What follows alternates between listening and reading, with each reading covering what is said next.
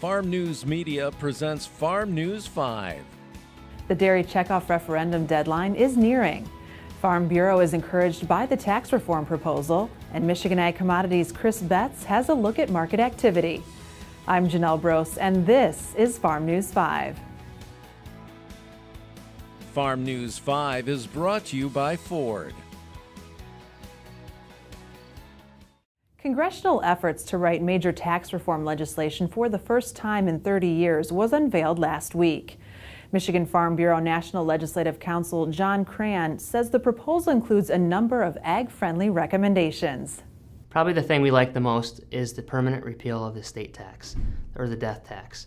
This is something we've been talking about, our members have been talking about for years, and as farms continue to grow in size and the value of farmland and equipment and facilities continue to rise, it's more and more important that our farmers have the ability to transfer their farm to the next generation without worrying about Uncle Sam coming in and taking a chunk of that.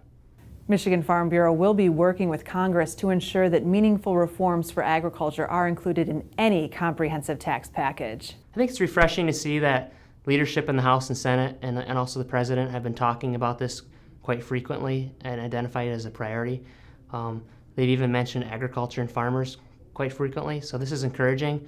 But as you know, it's definitely a big undertaking. Tax reform in particular has a lot of different stakeholders. No matter who you are or what business you're in, the tax code impacts you, and know that we're going to have a very vocal group of citizens out there that want to have something addressed in addition to agriculture. The next step in the reform process is to see some actual legislation.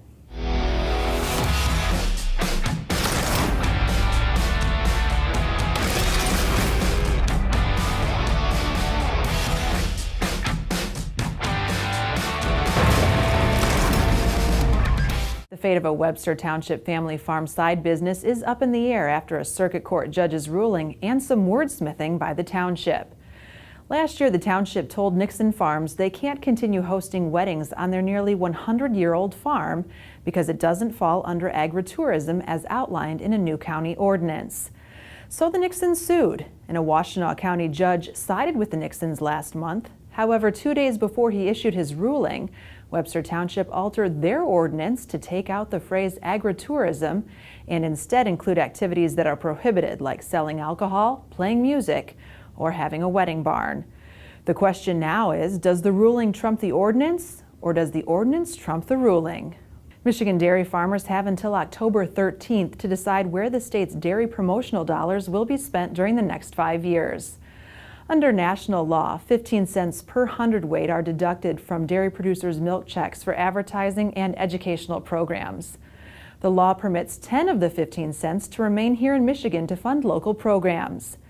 The upcoming referendum will decide whether that 10 cents will stay in Michigan or go to the national level.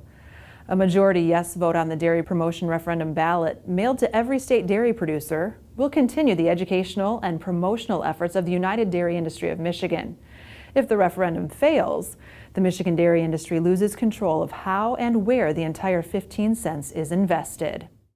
The Michigan Soybean Promotion Committee is devoted to investing soybean farmer checkoff dollars to address grower concerns. We focus our efforts on production research, market development, and outreach. Learn more at michigansoybean.org. The 10th case of chronic wasting disease in the state has likely been found in a 3.5-year-old female deer taken during Michigan's youth deer hunting season. The animal was harvested in Montcalm Township in Montcalm County, and preliminary tests indicate the animal may be positive for CWD.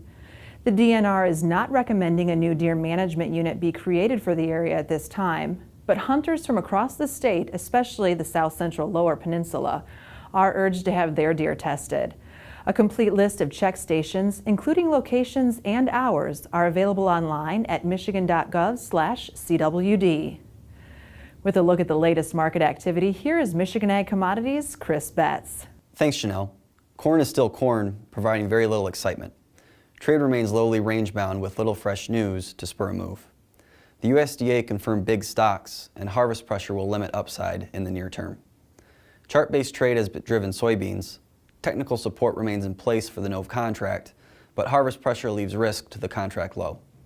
Firm export demand to start the marketing year has helped lend support for the soy complex. Chinese purchasing of U.S. soy is lagging a little behind last year, but U.S. sales to China picked up through September. However, a big breakout of ranges seems unlikely without some adverse yield news. Wheat remains under pressure as export business is lagging behind last year's pace.